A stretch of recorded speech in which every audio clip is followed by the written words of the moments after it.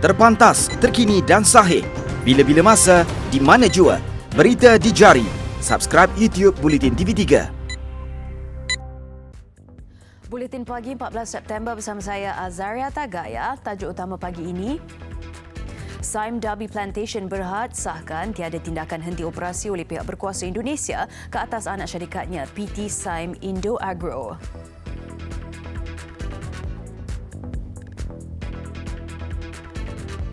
Hina Yang di-Pertuan Agong dan Raja Permaisuri, Ketua Pemuda PSM ditahan.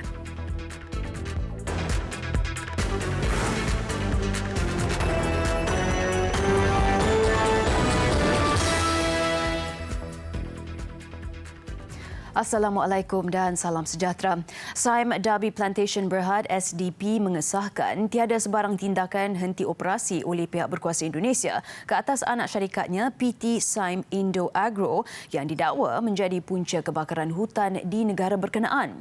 SDP dalam satu kenyataan berkata, PT Sime Indo Agro yang menjadi sebahagian daripada kumpulan Minamas, anak syarikat SDP, masih beroperasi seperti biasa. Jelas SDP, cawangannya di Indonesia sentiasa memantau operasi syarikat sepanjang tahun dan menegaskan pihaknya mengamalkan dasar sifar pembakaran. Menurut kenyataan itu lagi, insiden kebakaran yang berlaku pada 3 September lalu bukan dalam kawasan operasi PT SIA, sebaliknya di tanah milik penduduk tempatan.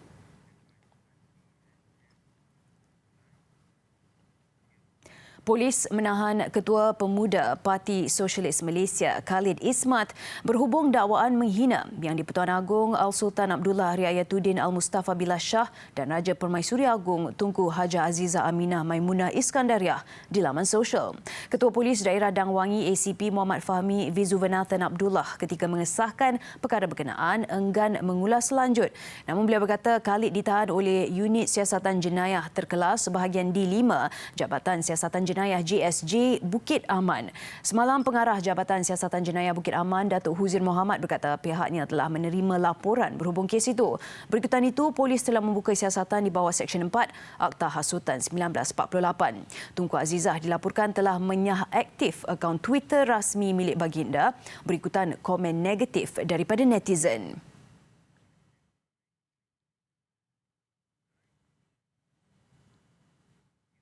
Menteri di Jabatan Perdana Menteri P. Weta Murty berkata Himpunan Penyatuan Ummah HPU yang bermula hari ini sebagai satu proses kebebasan negara yang berdaulat. Menafikan HPU adalah untuk satu kaum sahaja, Weta berkata penganjur mempunyai hak melakukannya asalkan tidak menimbulkan huru-hara antara kaum di negara ini. It is part of freedom together. Alright, that is their freedom together for the purposes that they have stated. It is their right. So I don't think we should deny them their right. But I hope that, it will not affect the unity of the country. Beliau berkata demikian selepas melawat kompleks sekolah wawasan USJ 15 Subang Jaya, Selangor. Weta mengulas program Himpunan Perpaduan Ummah Anjuran UMNO dan PAS yang bermula semalam. Himpunan didakwa hanya tertumpu kepada satu kaum dan dilihat sebagai himpunan yang tidak menyatukan kaum lain. Kemuncak HPU menandatangani piagam penyatuan dengan dua parti terbesar Melayu di negara ini. Terima kasih. Terima kasih Datuk Yang Berhormat Datuk Teki. Sementara itu, dalam isu membabitkan sebuah majlis keagamaan diadakan di Negeri Sembilan, Weta menjelaskan beliau telah menerima penjelasan daripada Jabatan Kemajuan Islam Malaysia JAKIM mengenai halangan orang Islam tidak boleh menyertai acara keagamaan lain. Isu berkenaan katanya sudah selesai dan perkara itu tidak perlu dikontroversikan. No directive issued. It is an internal letter between Jabatan Perpaduan and JAKIM. It's an internal query. Beliau turut pelik bagaimana surat penjelasan JAKIM kepada pihaknya didedahkan kepada media. Bagaimanapun, beliau berkata JAKIM telah memberi penjelasan sewajarnya dan beliau menerima penjelasan diberikan. Pada satu majlis keagamaan diadakan di Negeri Sembilan baru-baru ini, JAKIM mengeluarkan satu notis dengan tidak menggalakkan umat Islam di negara ini menyertai sebarang acara keagamaan lain.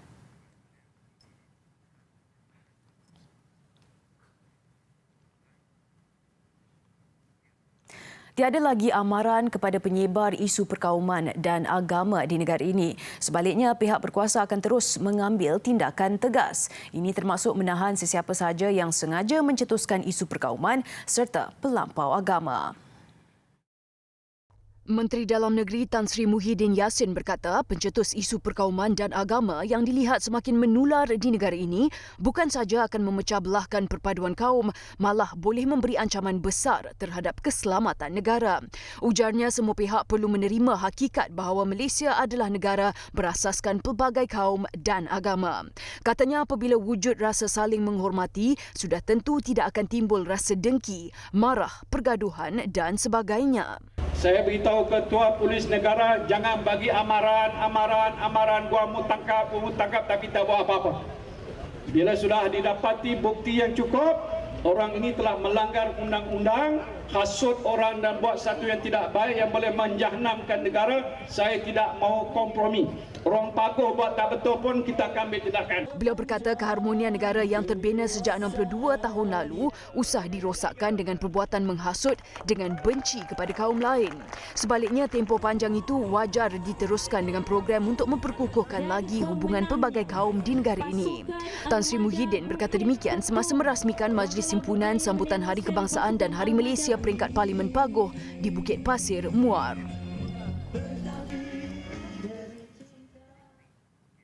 ...54 pengikut fahaman Syiah termasuk 8 warga Singapura dan masing-masing seorang warga Yaman dan Indonesia ditahan oleh Jabatan Agama Islam Negeri Johor JAINJ dalam serbuan di sebuah banglo Isnin lalu. Ketua mereka, warga tempatan, pernah ditahan 2 tahun lalu di Johor.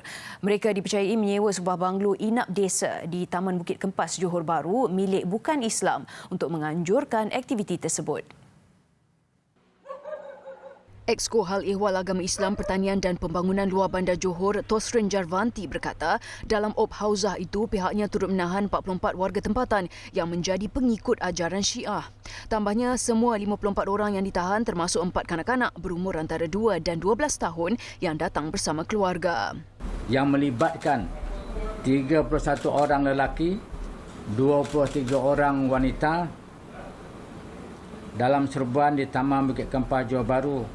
Seramai 8 orang telah ditahan, seramai 8 orang telah dipanggil ke pejabat Jabatan Agama Islam Negeri Johor untuk dibuat siasatan, sementara baki yang lain telah pun dibenarkan pulang.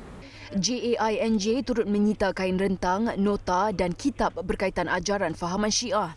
Sabit kesalahan, individu terbabit boleh didenda tidak lebih RM3,000 atau penjara tidak lebih 2 tahun atau kedua-duanya sekali. Pihak JAINJ turut menafikan berlaku kekerasan sewaktu serbuan dilakukan. Serbuan yang dianggotai oleh Pegawai Bahagian Penguatkuasaan Jabatan Agama Islam Negeri Johor JAINJ bersama Polis Diraja Malaysia PDRM dilakukan mengikut prosedur operasi standard SOP yang ditetapkan. Polis menahan 4 pengedar dadah termasuk seorang wanita dalam 2 serbuan berasingan di Port Dickson, Negeri Sembilan.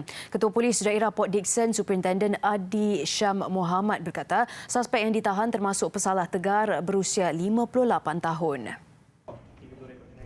Lelaki terbabit ditahan di Jalan Kuala Linggi, Kampung Sungai Raya, Rabu lalu. Hasil pemeriksaan ke atas beg galas yang dibawa suspek mendapati terdapat 8 paket syabu dan 13 paket heroin dianggar bernilai RM20,000. Suspek dipercayai aktif mengedar dadah di sempadan Port Dickson dan Alur Gajah, Melaka. Suspek ini mempunyai 30 rekod kesalahan lampau, iaitu 16 rekod narkotik dan 14 rekod jenayah, dan dianggap sebagai pesalah tega. Sementara itu, serbuan kedua pada Khamis, polis menahan 3 suspek termasuk seorang wanita di sebuah rumah di Kampung Baharudin, Sirusa. Polis menemui 2 paket dan 4 tiub straw dipercayai heroin. Semua suspek berusia 30 hingga 72 tahun mempunyai rekod lampau kesalahan narkotik. Mereka ditahan reman selama seminggu bermula semalam.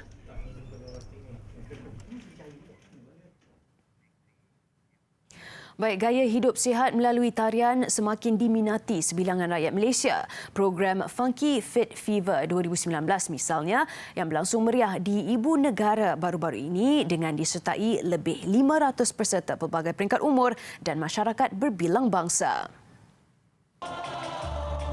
Menurut penganjur, Funky Fit Fever 2019 diadakan khusus untuk mempromosi kesihatan dan kecergasan melalui tarian. Aktiviti kecergasan berkenaan dilakukan hampir 3 jam bersama jurulatih tempatan dan antarabangsa. Sebenarnya hip hop itu adalah elemen muzik itu, pendekatannya saja. Jadi elemen hip hop ni lebih kepada di kawasan bandar di mana mana wanita yang datang pada acara kita adalah mereka yang bekerja, kebanyakannya suri rumah. Jadi elemen itu disalurkan melalui muzik dan konsep yang kita salurkan sebenarnya ia masih senam tari, similar kepada aerobik, tapi ianya adalah sejenis sukan tari yang dikenali dengan Zumba Fitness. Tambahnya, program ini mendapat sokongan dari jurulatih antarabangsa iaitu Zes Prince Paltu dari Filipina yang sememangnya terkenal dalam tarian Zumba. Perempuan dia nak cantik, dia nak kurus, nak slim. Memang itu adalah matlamat utama perempuan. Okay, macam saya sendiri, sebelum ni berat saya 73, sekarang berat saya 52. Dalam masa 6 bulan, saya keep berzumba, saya keep exercise. Tapi dalam masa yang sama, saya tetap mengamalkan cara hidup yang sihat. Turut serta peminat tarian kecergasan dari Singapura, Filipina dan Indonesia.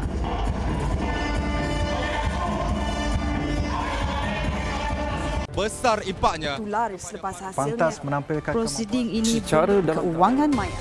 Berita di jari. Subscribe YouTube Bulletin TV3. Kembali dengan laporan antarabangsa. Hubungan simbiosis yang sudah terjalin sejak sekian lama dan saling menguntungkan Malaysia dan Indonesia akan terus dimantapkan.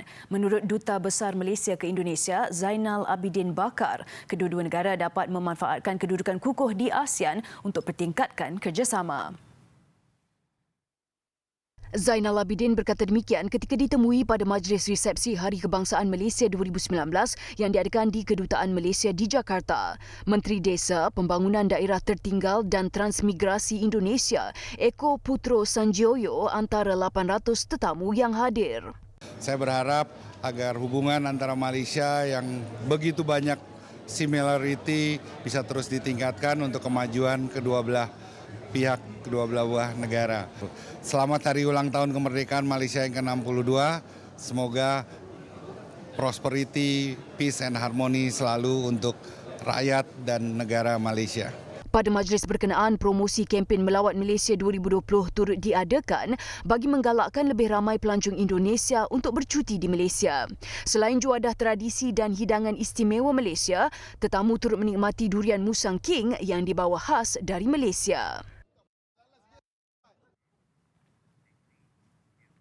Baik, Filipina dikejutkan dengan gegaran gempa bumi berukuran 5.2 magnitude semalam. Menurut Pusat Kajian Geologi Amerika Syarikat USGS, gegaran kuat itu dirasai berhampiran Pulau Polillo yang terletak kira-kira 130 km dari Manila. Kejadian mencetuskan suasana kelam kabut sekaligus menyebabkan orang ramai lari menyelamatkan diri. Bagaimanapun, sehingga kini pihak berkuasa belum menerima sebarang laporan kemusnahan teruk akibat gempa bumi.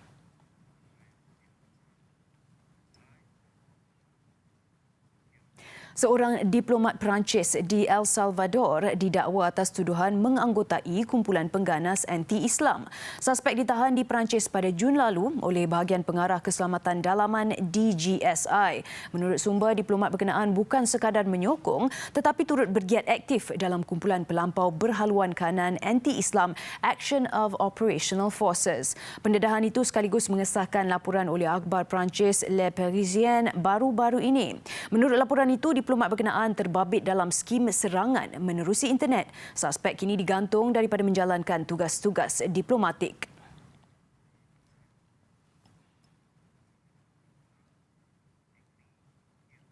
Rejim Zionis menafikan laporan Tel Aviv memasang alat pengintipan berhampiran White House di Amerika Syarikat. Pejabat Perdana Menteri Benjamin Netanyahu dalam satu kenyataan rasmi berkata laporan oleh portal berita American Politico itu sebagai palsu. Menurut kenyataan itu, Israel selama ini kononnya komited untuk tidak terlibat dalam operasi perisikan di Amerika Syarikat. Ia juga mendakwa ini bukan kali pertama tuduhan sedemikian dilemparkan ke atas Israel. Semalam, American Politico mendedahkan bahawa pegawai kerajaan Amerika Syarikat menyimpulkan rejim Israel mungkin pihak yang mendalangi memasang alat untuk merakam perbualan telefon di White House dan juga beberapa lokasi sensitif lain di sekitar Washington.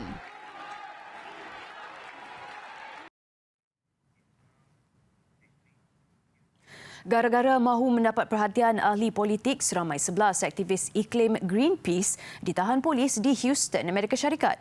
Ia selepas mereka bertindak mengikat badan dengan tali dan bergantung kira-kira 30 meter dari jambatan Fred Hartman selama 18 jam. Menurut polis, kesemua ditahan berikutan aksi mereka yang menjejaskan perjalanan kapal tangki ke pelabuhan di laluan utama pengeksportan minyak sepanjang 85 km itu. Polis terpaksa bertindak memotong tali menggantungkan setiap aktivis berkenaan sebelum menurunkan mereka. Sebelum itu, polis turut menahan 12 individu lain kira-kira jam 5 petang kemarin. Seorang aktivis memaklumkan mereka mahu calon Presiden Parti Demokratik yang berdebat memberi perhatian kepada perubahan iklim.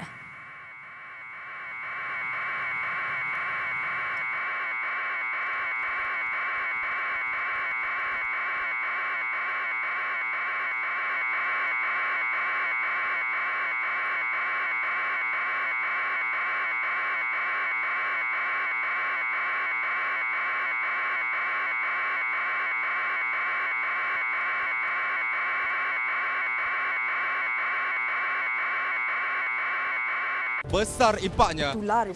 Pantas menampilkan prosiding ini secara dalam keuangan maya. Berita di jari. Subscribe YouTube Bulletin TV3. Bersua kembali. Bola sepak Piala Malaysia 2019, 4 perlawanan melibatkan 2 kumpulan berlangsung semalam menyaksikan gergasi Liga Malaysia iaitu Kedah dan Johor Darul Takzim JDT menepati ramalan apabila menang ke atas lawan masing-masing. Namun kemenangan mereka tidak hadir dengan mudah menerusi kemenangan tipis. Sementara Negeri Sembilan tidak bermasalah menewaskan PKNS dan PKNP FC menang besar ke atas UiTM FC. Kedah yang tewas 2-0 di tangan TFC pada aksi pusingan pertama di Stadium Darul Aman Al-Ustar bermula garang apabila meledak gol pembukaan seawal minit ketiga menerusi ayam tambatannya Jonathan Bowman. Tersentak dengan jaringan itu, skuad kendalian Nafuzi Zain menggandakan asakan untuk memburu jaringan namun sering tersasar. Debaran lebih 10,000 peminat setia skuad penyu akhirnya terlerai apabila pengadil Zulkifli Ahmad menghadiahkan penalti kepada TFC.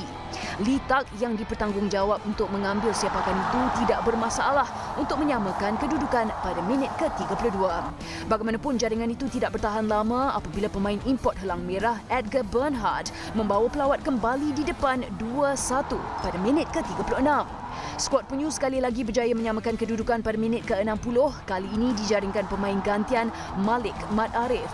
Ketika permainan seakan berakhir dengan keputusan seri, Badrul Bakhtiar muncul wirak Kedah apabila meledak gol sekaligus menghadiahkan kemenangan buat Lang Merah. Kemenangan ini menyaksikan Kedah layak ke suku akhir manakala TFC yang mengumpul 9 mata, 1 di belakang Kedah, terpaksa menunggu hingga perlawanan terakhir menentang PKNS pada 17 September ini sebelum mengesahkan kelayakan.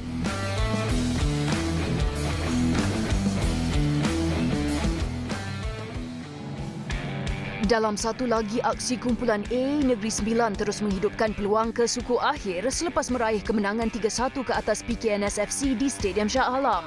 Pelawat terlebih dahulu mendahului permainan menerusi jaringan Faris Daniel Mat Nasir pada minit ke-42 sebelum Kepa Sherman menyamakan kedudukan buat PKNS pada masa kecederaan babak pertama. Faris Daniel bagaimanapun kembali meletakkan Negeri Sembilan di depan selepas meledak gol kedua pribadi pada minit ke-56. PKNS terpaksa beraksi dengan 10 pemain apabila Tommy Mawat Bada dilayangkan kad merah pada minit ke-89 selepas mengasari Jose Almer Barros. Peluang itu digunakan sepenuhnya Negeri Sembilan apabila Igor Lewis berjaya meledak gol ketiga sekaligus memastikan kemenangan bergaya skuad itu. Skuad Hobin Jang Hobin berada di kedudukan ketiga kumpulan A dengan mengumpul 6 mata selepas 5 perlawanan. Malang bagi PKNS apabila kekalahan di laman sendiri itu menyaksikan mereka tersingkir awal daripada saingan musim ini selepas hanya mengumpul 4 mata dan berada di kedudukan tercorot kumpulan.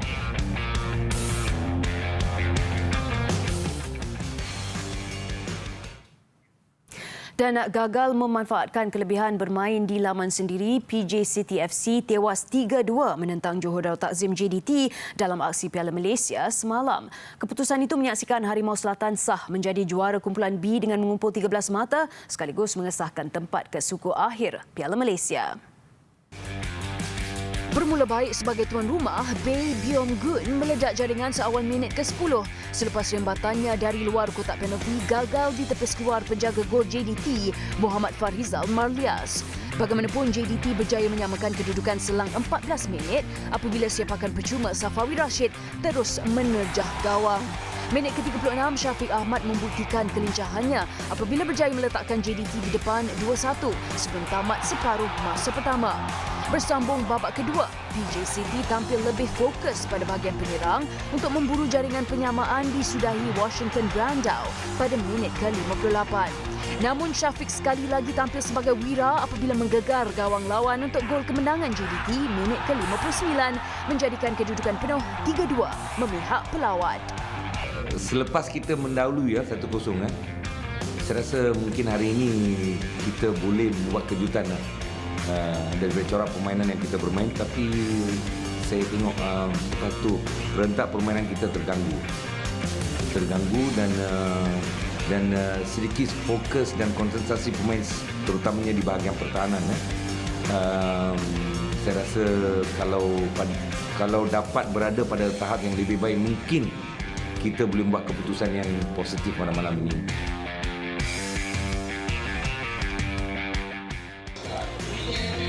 Satu lagi aksi kumpulan B, PKNP FC menghidupkan semula peluang untuk mara ke suku akhir Piala Malaysia selepas melakar kemenangan besar 4-0 ke atas UiTM FC di Stadium Majlis Perbandaran Manjung malam tadi.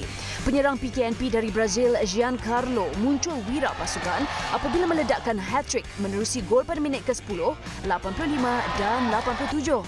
Satu lagi gol disumbangkan Hafiz Ramdan pada minit ke-64 menerusi rembatan dari luar kotak penalti.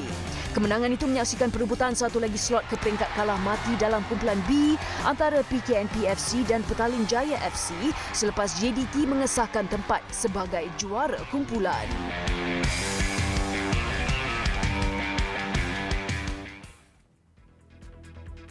Baik, dengan itu sekian paparan Buletin Pagi. Ikuti platform digital dan media sosial Buletin TV3 untuk perkembangan berita terkini. Sebelum mengakhiri Buletin Pagi, sentiasa peka dan waspada dengan persekitaran anda. Minum air secukupnya dan elak daripada berada di kawasan terbuka pada ketika ini. Dengan itu, saya Azaria Tagaya. Salam hormat dan Assalamualaikum.